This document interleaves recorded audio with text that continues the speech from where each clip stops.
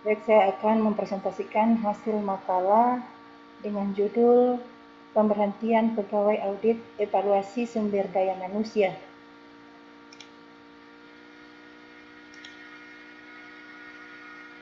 Adapun latar belakang dari makalah ini adalah tindakan pemberhentian pegawai merupakan hal yang paling sensitif di dalam dunia ketenaga kerjaan, dan ini perlu mendapat perhatian yang serius dari semua pihak, termasuk oleh manajer sumber daya manusia.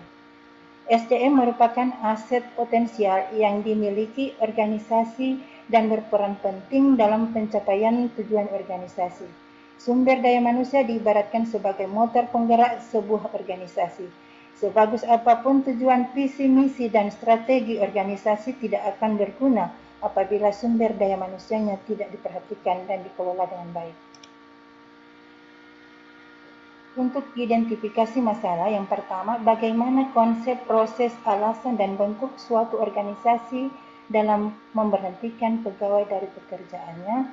Yang kedua adalah bagaimana penerapan audit atau evaluasi pegawai dalam konteks sumber daya manusia. Yang ketiga, apakah audit evaluasi dapat meningkatkan efektivitas fungsi sumber daya manusia. Maksud dan tujuan yang pertama yaitu konsep, proses, serta alasan dan bentuk suatu organisasi dalam memberhentikan pegawai dari pekerjaannya. Yang kedua adalah penerapan audit evaluasi pegawai dalam konteks sumber daya manusia. Yang ketiga adalah peningkatan efektivitas fungsi sumber daya manusia.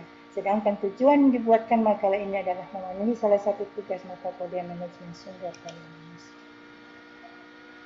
Konsep pemberhentian pegawai menurut Undang-Undang Nomor 13 Tahun 2003, pemberhentian atau pemutusan hubungan kerja adalah pengakhiran hubungan kerja karena suatu hal tertentu yang mengakibatkan berakhirnya hak dan kewajiban antar pekerja. Menurut Siagian 2009, yaitu pemberhentian pegawai adalah apabila ikatan formal antara organisasi selaku pemakai tenaga kerja dan pegawainya terputus. Pada dasarnya, pemutusan hubungan kerja mengambil dua bentuk utama, yaitu berhenti dan diberhentikan. Menurut Tulus, pada tahun 1993, yaitu pemberhentian pegawai adalah mengembalikan pegawai ke masyarakat. Hal ini disebabkan pegawai pada umumnya belum meninggal dunia sampai habis masa kerjanya. Pemberhentian pegawai hendaknya berdasarkan peraturan dan perundang-undangan yang ada agar tidak menimbulkan masalah. Setidaknya pemberhentian dilakukan dengan cara yang sebaik-baiknya, sebagaimana pada saat mereka diterima menjadi pegawai. Dengan demikian tetap terjalin hubungan informal yang baik antara organisasi dengan mantan pegawai. Alasan pemberhentian pegawai. Pemberhentian diantaranya adalah kinerja yang tidak memuaskan, kelakuan buruk, kurangnya kualifikasi, persyaratan pekerja yang berubah, dan pembangkangan. Alasan spesifiknya meliputi ketidakhadiran yang berlebihan, kelambanan, kegagalan terus-menerus untuk memenuhi persyaratan kerja normal, atau sikap yang merugikan. Untuk proses pemberhentian pegawai, yang pertama, musyawarah pegawai dengan pimpinan organisasi. Kedua, musyawarah pimpinan serikat buruh dengan pimpinan organisasi. Yang ketiga, musyawarah pimpinan serikat buruh, pimpinan organisasi. Dan P4B, musyawarah pimpinan serikat buruh, pimpinan organisasi. Dan 4P, pemutusan berdasarkan keputusan pengadilan negeri. Dan yang terakhir adalah prosedur. Ini tidak perlu dilakukan semuanya. Kemudian yang ketiga, yaitu bentuk-bentuk pemberhentian pegawai. Bentuk-bentuk pemberhentian pegawai itu yang pertama pensiun, kemudian yang kedua adalah pemberhentian atas permintaan sendiri dari pegawai, yang ketiga pemberhentian langsung oleh pihak perusahaan, dan yang terakhir adalah pemberhentian sementara. Berikut untuk penerapan audit evaluasi pegawai dalam konteks sumber daya manusia. Menurut Marwansyah, pada tahun 2010, pendayagunaan sumber daya manusia atau SDM di dalam organisasi yang dilakukan melalui fungsi-fungsi perencanaan sumber daya manusia, rekrutmen dan seleksi, pengembangan sumber daya manusia, perencanaan dan pengembangan karir, pemberian kompensasi dan kesejahteraan, keselamatan dan kesehatan kerja, serta hubungan industrial. Menurut Jurnali, pada tahun 2010, organisasi harus dapat mencari dan menarik calon karyawan yang memiliki kemampuan bekerja dengan menggunakan teknologi informasi dan komunikasi yang disebut pekerjaan pengetahuan. Menurut Nasution dan Prasetya pada tahun 2016, keberhasilan dan mencapai kinerja pegawai dipengaruhi oleh kompetensi yang dimiliki oleh sumber daya manusia dengan tahapan mulai dari rekrutmen, seleksi, orientasi, pelatihan dan pengembangan, penilaian prestasi kerja, hingga pemutusan hubungan kerja. Kemudian untuk audit, evaluasi, dan meningkatkan efektivitas sumber daya manusia, itu audit manajemen menurut IBK Bayangkara dalam bukunya yang berjudul Audit Manajemen, Prosedur dan Implementasi 2008, yang pertama, pengevaluasian terhadap efisiensi dan efektivitas operasi perusahaan dalam konteks audit manajemen. Yang kedua, audit manajemen dirancang secara sistematis untuk mengaudit efek aktivitas program-program yang diselenggarakan. Yang ketiga, ukuran proses yang menghubungkan antara input dan output dalam operasional perusahaan. Yang keempat adalah efektivitas dan efisiensi merupakan senjata organisasi perusahaan dalam menghadapi persaingan bisnis dan seleksi perusahaan yang ketat. Kemudian untuk fungsi sumber daya manusia yang baik adalah yang mampu melihat sumber daya manusia di dalam sebuah organisasi sebagai sebuah aset yang perlu dipertahankan, mengingat kontribusinya yang sangat besar terhadap keberhasilan organisasi. Untuk memastikan bahwa fungsi SDM telah berjalan dengan memberikan kontribusinya dengan baik dalam pencapaian keberhasilan perusahaan, maka perusahaan perlu melakukan penilaian atau evaluasi terhadap pelaksanaan program-program SDM yang telah dikembangkan dalam mencapai tujuan perusahaan secara keseluruhan.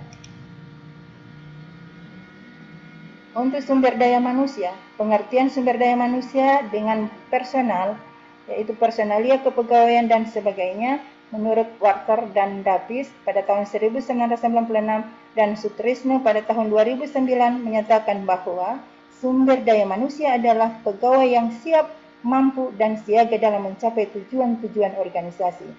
Nah, sebagaimana dikemukakan bahwa dimensi pokok sisi sumber daya adalah kontribusinya terhadap organisasi, sedangkan dimensi pokok manusia adalah perlakuan kontribusi terhadapnya yang pada gilirannya akan menentukan kualitas dan kapabilitas hidupnya. Audit manajemen sumber daya manusia, tujuan yang pertama, menilai efektivitas dari fungsi sumber daya manusia.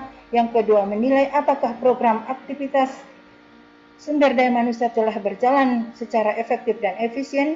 Yang ketiga adalah memastikan ketaatan berbagai program aktivitas sumber daya manusia terhadap ketentuan hukum, peraturan dan kebijakan yang berlaku di perusahaan.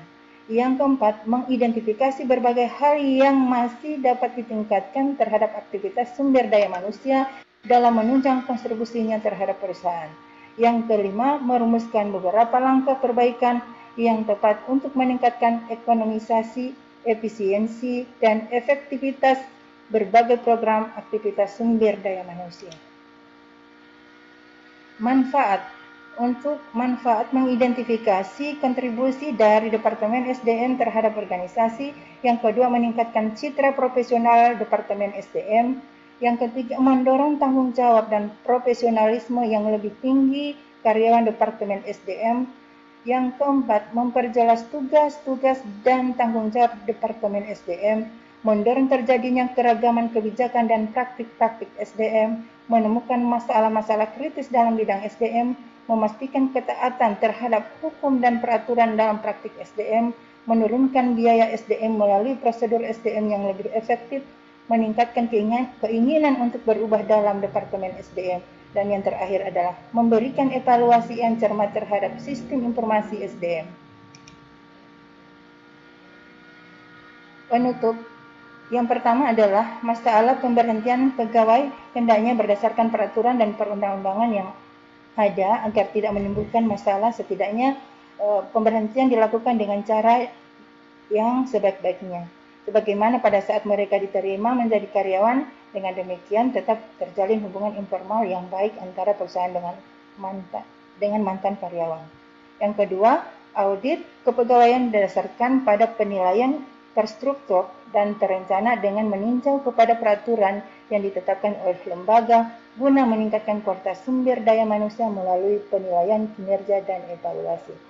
Yang ketiga adalah tujuan dari program dan aktivitas yang telah direncanakan dapat tercapai dan tidak melanggar ketentuan aturan dan kebijakan yang telah ditetapkan oleh organisasi. Ya, demikian makalah terkait dengan pemberhentian pegawai audit evaluasi SDM yang dapat saya sampaikan pada kesempatan ini. Saya mohon maaf yang sebesar-besarnya apabila ada penyampaian isi makalah yang tidak bersesuaian, dan saya yakini itu pasti masih banyak kekurangan. Nah, untuk itu saya mengharapkan arahan, saran, dan kritik yang membangun dari Bapak Ibu, terutama kepada Ibu dosen. Insya Allah akan lebih menambah ilmu yang menjadi pedoman buat saya nanti. Demikian presentasi dari saya akhiri. Billahi taufiq wa hidayah. Wassalamualaikum warahmatullahi wabarakatuh.